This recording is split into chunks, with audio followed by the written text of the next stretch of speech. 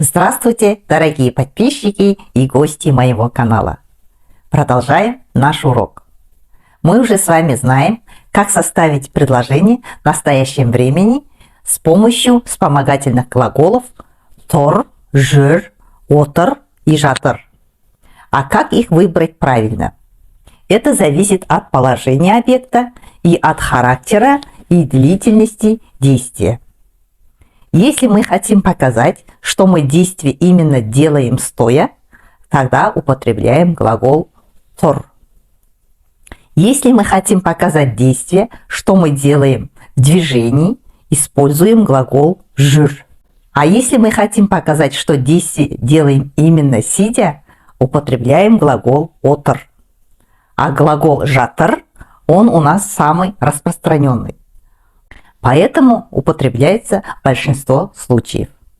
Теперь давайте посмотрим, как выбрать вспомогательный глагол от длительности и характера действия. Вспомогательный глагол тор употребляется для показа действий, который делается в короткий промежуток времени или вход в определенное состояние. Например, жұмысқа асығып тұрмын.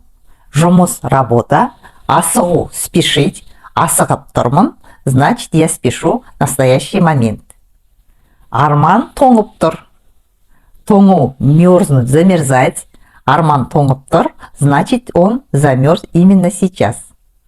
И еще вспомогательный глагол тор употребляется при описании явлений природы.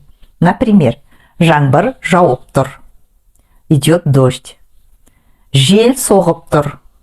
Ветер дует. На этом мы сегодняшний урок завершаем.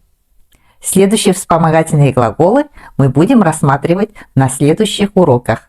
Поэтому подписывайтесь на канал, ставьте лайки, пишите комментарии и до следующей встречи.